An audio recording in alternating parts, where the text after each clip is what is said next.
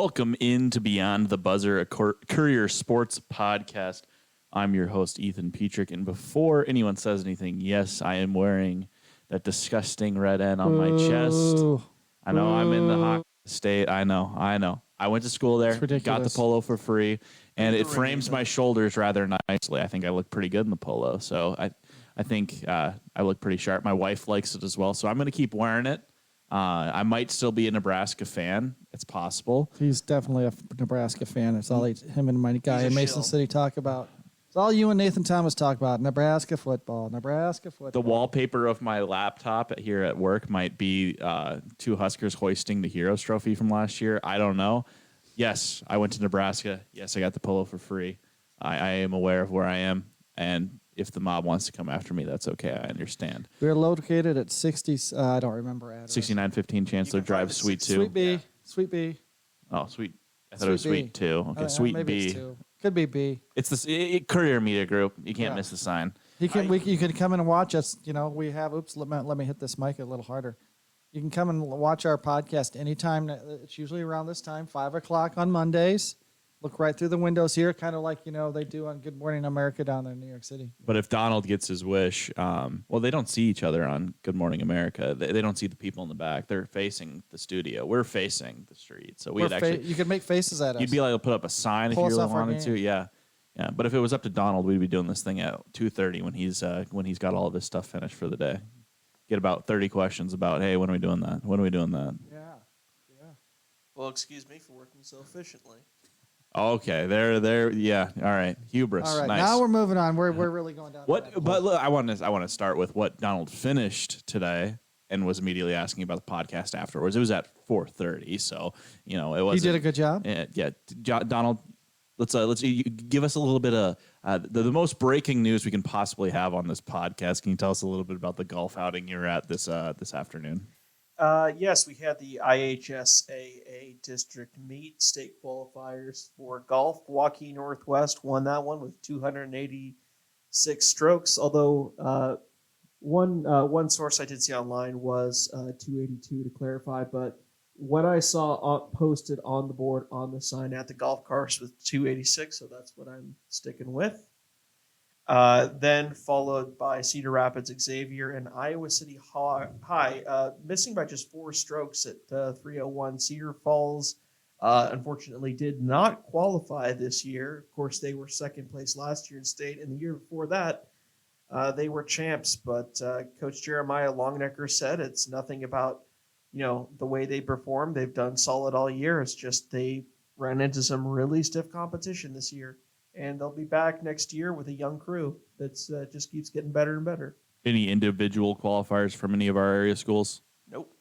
All right, so skunked in the you got a home course advantage and get skunked out of state. So unfortunate. Certainly fun watching and following those guys all year though. It just seemed like a real bright year. Jackson Stanford for West had a real nice season. Evan Schofield from Cedar Falls seemed to be at the top of every meet he was in. And excited to see Anthony Galvin in basketball season coming up here as a junior. He was a sophomore starter at point guard. Be happy to see him in his next sport at Cedar Falls. He did shoot a very good 74 today. Okay. All right. So there's your update from Pheasant Ridge Golf Course at the IAHSAA state qualifier. Jim, he's kind of like leaning around like he's got a comment. I have no comments. Okay, you kind of bob and weave because you're trying to figure out if I'm about to stop talking or not. That intro music has just got me going. You're like a velociraptor. Yeah. I went with the hard rock Stang for our intro just for you because I figured you'd appreciate it. It'd be a little bit more of your era, I suppose. But we'll go ahead and transition. We're going right back to Mr. Prominence with this first topic today. He had the story. I'm not going to say he had the scoop because we talked about it on the podcast last week, and it was Jim that brought it to our attention. But Waterloo Christian picks up its first win, 19-7, over Central Elkader in 8-man football. First-year program getting their first win. Donald, tell us a little bit about that story. You made it out to practice last week. Share a little bit for us. Yeah, I talked to Coach Andy Bremer, and of course he mentioned how excited they were that this is the first win in school history for this program. And The way he put it is that this just validates and vindicates all the work that they put in over the summer leading into the fall.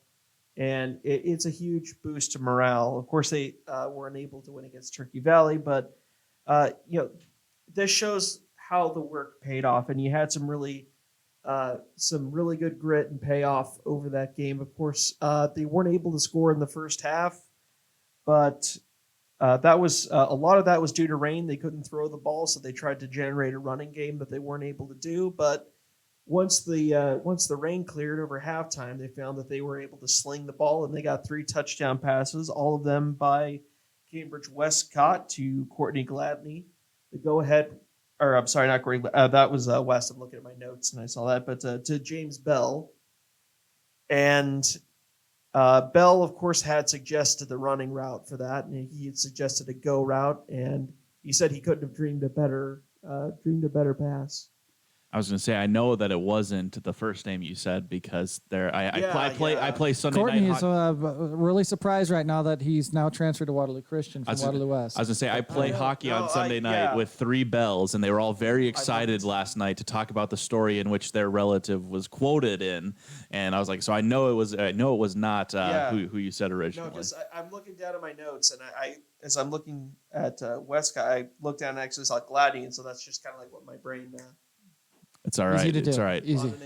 A lot of names to go over. Yes, absolutely. You're talking a little bit about what's in your story, what you're telling us a little bit about the game. You were at practice. What did you like? What was the demeanor of the team? Because obviously last week they were still fresh off that win. They hadn't lost this weekend yet. What'd you see? Did the team seem a little bit more chipper than maybe they would usually be? Yeah, they were walking on air, and Gavin Benter, he talked about how confident they were now. He's their middle linebacker, and he was their rock on defense throughout that game, and I think holding them down to 7 points in a high-scoring sport like 8-man football really does speak a lot to how well they did. Yeah, and they were able to get that second half comeback a nice little feather in their cap as well, because you can win a game tight at the end, but be down 7, score 3 touchdowns unanswered in the second half, get the win, 19-7. Real nice to see for the upstart program. Jim, you've been around the block a little bit. I like to rely on your experience. I don't know if you've necessarily seen pressure's on. I don't know if you've necessarily seen a football team start from scratch. I know Don Bosco used to play with Columbus Catholic, so maybe you got to see the start of that 8-man program.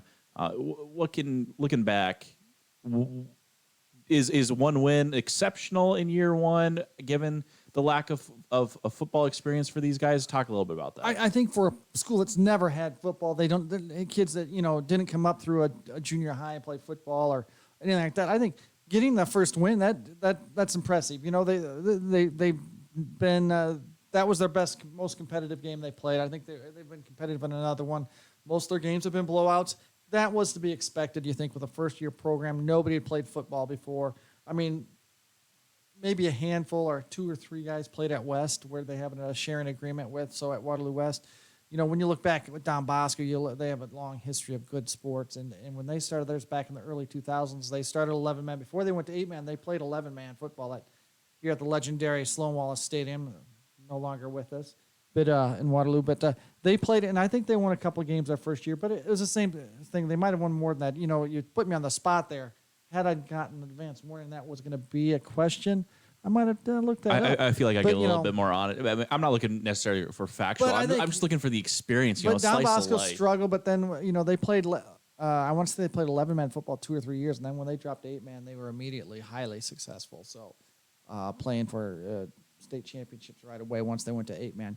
But, I think it's hard. I mean, really for a program that really, at the most, they might have had 3 kids playing football over at West High. And, and it's a school that's growing, so they're getting more athletes. They're probably playing a lot of young kids, and, I don't think that's easy. I don't know a lot about Don Bosco, if they had middle school football before they had high school football.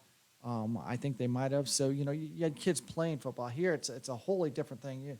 Whole different thing. So you might have had kids that have never played football playing for Waterloo Christian right now. So anyway, congrats to them getting a win in your first year. And, keep on building and, keep on playing. Just have fun every Friday night. Go play football and have fun and don't worry about what the scoreboard says. But to get, obviously at the end of the day, people look at how many games you won and how many lost. But I think for the kids, it's got to be, man, I get to go play a football game Friday night. Let's just go have fun and, man, celebrate the touchdowns, celebrate the successes. Don't worry about the final score. And, and eventually wins will come if you keep at it.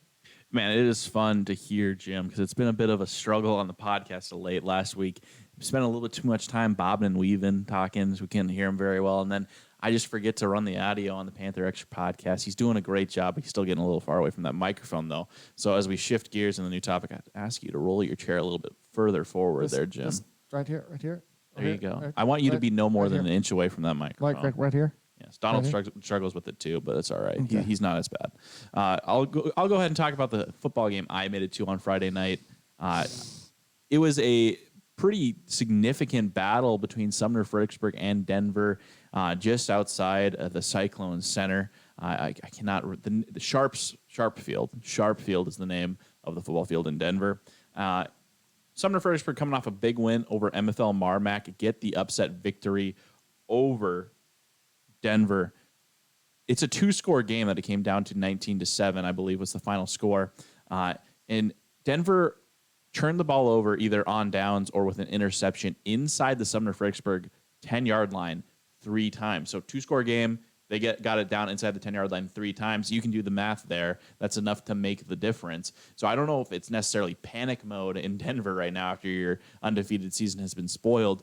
I think more startlingly is you struggled to get your ground game, which had been dominant for the first 5 weeks of the season going, as a 67-yard run is what put Micah Greer over the century mark for that game, when normally he was just an automatic 200, it seemed, in the first 5 games. So I think that was a little startling. So I think it was a good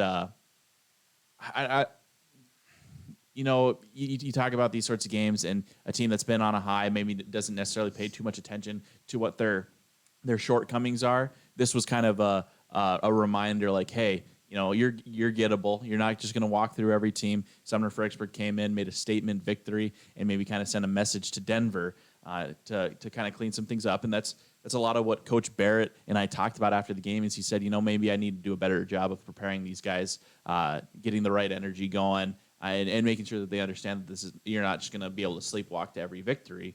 And I think Sumner-Fredericksburg came in determined to get the win and made it happen. Jim, you were moving up north to Minnesota for a family event, but I'm sure you saw my updates on Twitter. I'm sure you were surprised by what I was saying. What struck you on Friday night seeing those results come in? Well, when I saw that Sumner didn't won, and they, it was kind of like, I thought this game would be a little more high scoring. Maybe I thought Denver would score more points. I thought Denver was the favorite for sure. But, and we're going to get into this a little bit talking about their district. But the glaring thing is, and you pointed it out, is, Denver probably, if you really look on it, 3 times inside the 10, 3 times didn't score. That's the game right there. That's the ball game. Yeah, we do something called 3 downs, 4 downs, whatever it is. That might have been first, second, and third down right there, or maybe second, third, and fourth down. Up in Mason City, you guys do that. We don't do that here in Waterloo. Well, on our buzz, we do a little 3 tidbits there. Yes. So that might have been. I was just trying to make an analogy there. That you got. If there's 4 downs, that was second, third, and fourth down. You got 5 takeaways from this. You got 5. Okay, that was 4 of the 5 takeaways. Buzz points, I guess. Buzz points from the Denver Sumner game, and I want to talk to you a little bit about number 1. I want to talk to you about Dream Crushers. That's what Sumner-Fredericksburg is trying to be. They're in a big time district in 1A. It's loaded. Last week, I used the Radio Iowa poll numbers because we didn't get an AP poll last week. So I'm using those numbers if you're wondering where I'm pulling these rankings from. But last week it was number 2, MFL Marmac. This week it was the Cyclones. 2 top 10 victories in a row for Sumner-Fredericksburg. They took an early loss to Dyke New Hartford. And since then, it has been, we want to be Dream Crushers. We know we're going to face top teams week in, week out. And we need to. We know that they're teams with dreams of getting to the Unidome, and we want to destroy those dreams of getting to the Unidome in fulfilling our own personal dream to get to the Unidome for the semifinals and championship game. And whenever I feel like you get a motto or a mantra like that going on a team, even if it's a player-led or a coach-led, I feel like it can be a very, very valuable thing. Because, having those kinds of goals, having those sorts of achievements, every team's going to have them. They're going to be rallying for them. But to get it in such a, cool, just two-word dream crusher, that was just cool. There's a coolness factor to that, and it gets a team ready to go. Again, Jim, coming back to your experience, am I off base at all with where I'm coming from here? Dream crushers. Dream crushers. Yeah, there's a team like that every year. This is a crazy district, though. I'll expand on it. You look at it. MFL beats Sumner-Fredericksburg. Dike New Hartford, loses to MFL, and Dike beats Sumner-Fredericksburg. Sumner-Fredericksburg MFL and Denver. Denver beat. All the combinations of wins and losses are throwing me askew here. It's going to be a wonder who really is actually the best team. Somebody's going to be given the title of district champ, but I think there's 4 pretty good teams there. And, right now I think Sumner-Fredericksburg would have the inside track on that one. Well, we did it, and Sumner finishes with Central Springs and Applington-Parkersburg, who right now appear to be the lesser of the 2 teams in that district. But that's not saying anything about AP, because they brought back a couple of guys from a very successful team last year, and most notably their quarterback, Gavin Thomas. So it's no game's a gimme in this district. It's kind of going back to what Coach Farley told me today in the press conference. I asked him about the South Dakota upset of North Dakota State, and he said, well, you can say they should have won, but that's a pretty tough way to think about things in the Valley. Everything's earned, and I feel like that's what District 3 is ending up being in 1A this year. And it's going to be crazy how they determine it, and we're going to have to delve into it, because another big game this week in Class 1A District 3, Denver at MFL. That's probably going to go a long way to the championship, because I think if MFL to win that, they would probably win on a tiebreaker over Sumner-Fredericksburg. Even with a head-to-head? No, I'm getting confused again. Sumner beat MFL. No, MFL. Then there would be a 3-way tiebreaker, and I don't know who would win, because so-so beat so-and-so, and so-and-so beat so-and-so, and so. But anyway, big game in McGregor. I think it's McGregor. In Monona this week. Denver at MFL Marmac in Monona. I also just want to take a moment to highlight Jackson Willems, running back for Sumner-Fredericksburg. He's been a prep to watch for us, so we've recognized him on the show before, but he had a real nice game. Kind of powered him to a win. Didn't have a ton of rushing yards. Wasn't the leading rusher for the game. I believe he led the Cougars in rushing, but he went out there. I was coming in looking at Micah Greer, I think notably because he would kind of been a superstar across the state with his 1,000 rushing yards in 5 games. And I was really impressed with what I saw on the other side of the field, in addition to being impressed with what Micah was able to do while Denver was struggling to establish its ground game. But Jackson had a rush of 20-ish yards to get the first down of their game-winning drive, and then he ultimately scored the game-sealing touchdown on that drive as well. It was a 19-yard rushing score. So really impressed with what he was able to do. He wasn't really motivated by the fact that all eyes were going to be on Micah Greer in that game, but he certainly felt like he made a statement about what he was able to do on the football field in that game. So it was a fun game. I was really impressed with both teams, and certainly more so with Sumner-Fredericksburg for coming out with the win when I certainly did not expect that result. Yeah, big last couple of weeks here for 1A, 2A, or 8-player A1 and 2A. We're down to the last 2 weeks of the season for them, week 7 and 8, and then we'll have the playoffs in 3 weeks here. So a lot to still be played for. We're going to have another fun week of high school football this week, all across all 5 classes. But yeah, that one's going to be a fun one to continue to watch here for at least the next 2 weeks. And in the IAHSAA rankings, Sumner-Fredericksburg is currently 3 in the committee rankings. MFL is 4 in the committee rankings, and Denver is 5, and all 3 of those teams are in District 3. So we talked about the strength of that district earlier, and it's on paper as well. They're getting the statewide respect as well, and then Grundy Center is at the top of those committee rankings. So area football in 1A strong this year. Waterloo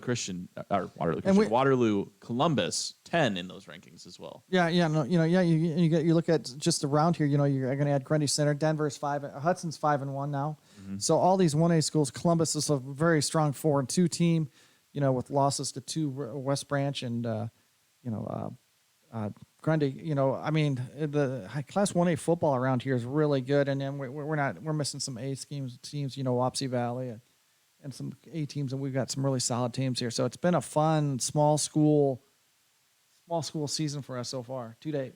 And we're going to be pretty soon. We're going to be thinking about our all Ironman team, best players in the Waterloo-Cedar Falls coverage area. So we did that last year for the first time. So I'm pretty excited to put that together. Colin Gordon from Gredney Center was on that. He was one of our quarterbacks last year on the all Ironman team. So we got some things coming up. You said it was a he thing. It was just Jim that put that together. Oh, you I just took some input. You just kind of surprised it, just.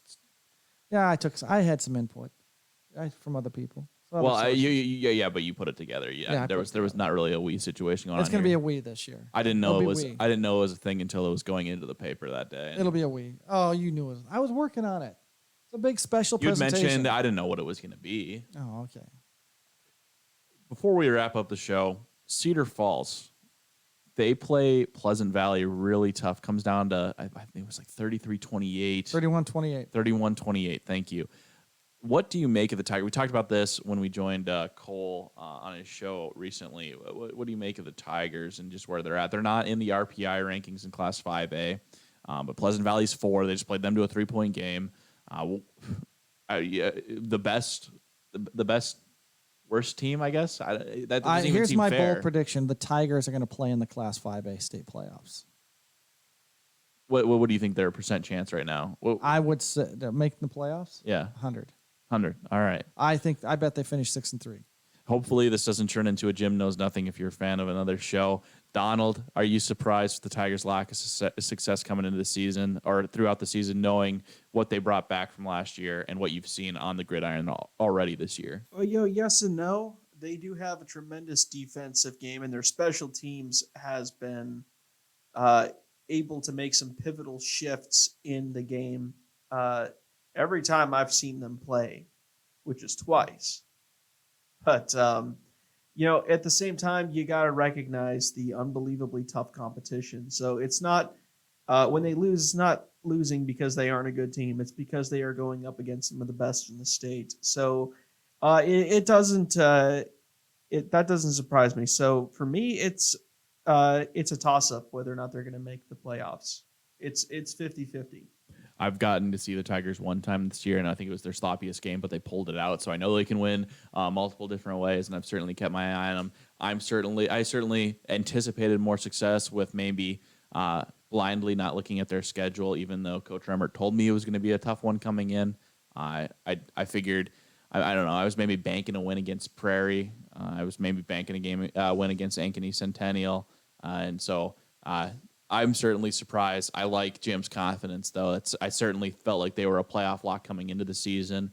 I'm not quite sure where I'm at right now, but I think if you're taking away anything, Jim, the most experienced man in the room, is confident in the Tigers, so maybe you should be confident in the Tigers as well. But, my bold prediction for who I think is going to make it, I think West is. I think they're in the mix. They're in the mix. They're at 4-2. They got a very winnable game against the Ottumwa. A tough one this week. You're going to look at West Des Moines Valley's 1-5 record and say, "Whoa, these guys are not very good." But very athletic school. They led Waukee Northwest last week, most of the game, and then lost by 3, I think. And just an athletically gifted school right now, though. West, or Valley. And so they played Waukee, and West did not play Waukee Northwest very well. Down their quarterback Brady Dean. Without their quarterback Brady Dean. So I like your prediction there. I think West is in the mix there. They got a very winnable game again against Ottumwa, a toss-up game against. I cannot think of the other team they got to play yet. That's a toss-up game. They win that one, then they're in. Iowa City Liberty is going to. Iowa City Liberty, good call. Donnie. It's all right, James. All right. But anyway, I appreciate that. So Iowa City Liberty, that's a toss-up game for them. But, they win that. They win a time where they're definitely in. They'll be 6-3. There's no way they won't be in the playoffs. So I like their chances too. So and shout out. They got a tough. It is going to be tough, and we'll see how they do against Des Moines Valley on Friday. It's just the big question is whether DMV is going to let them drive. When did you think of that one? Amazing, did you just think of that one? Did you catch that? Did you? Actually, there's a W in front of it. I know, but it didn't work for the Yeah. Well, I had a really clever way to segue out of the show. Donald just made me lose my train of thought with his I can help you out there. questionable joke. Jim, go ahead and All right, take us out. here's what it is. We have a couple big games this week. Don will be covering West Moines Valley at West Memorial Stadium, 7:30 kickoff. Hopefully, sometimes that preliminary game, that curtain raiser takes a little longer. We'll have Ethan. He'll be traveling to. No, I'll be at. Yeah, I thought you were going to say I was going to be traveling to Terre Haute. I was like, no, you're keeping me. I'm not finished yet. All right. He will be at Rhinebeck for Clarksville and Gladbrook Rhinebeck, 2 top 10 Class 8 player teams. Ethan will be graciously covering a game this weekend because he's got a long road trip to Terre Haute for Northern Iowa, Indiana State. He will be taking donations of 6 packs of Jolt Cola at Rhinebeck or at Gladbrook. Gladbrook. I'm unfamiliar with Jolt Cola. Jolt Cola. He doesn't know what Jolt Cola is. He doesn't know what Jolt. Wait, I don't know what Jolt Cola is. Jolt. You guys have never heard of this? No. I just usually drink sugar-free. It was the original Red Bull. Oh. Jolt Cola. Look it up. I cannot believe this. Jolt Cola. Well, anyway, I will be it probably at ceased to exist when I was born, so. I'll be up in the Mason City area helping out our Globe Gazette. I have a top 10 game too. Lake Mills undefeated at West Hancock, and we'll also be covering another area team for the double duel. We'll have Hampton Dumont Cal, which both the Globe Gazette and the Courier cover, playing at Clear Lake against undefeated teams. So 4-2 and 6-2. So we have 4 pretty good games. My staff is covering this week, and look for coverage online at WCFCourier.com or globegazette.com. We're going to have a lot of high school football for you Friday night. I remembered it. I was going to say shout out to Ottumwa for having the second best Courier in the state of Iowa. And that's how we'll go ahead. That's how we'll go ahead and end the show today. Thank you for watching Beyond the Buzzer. We'll be back next Monday with another episode of the show. Thank you for watching. Drop any comments or questions you have down below, and we might get to them in the next episode. Have a great week.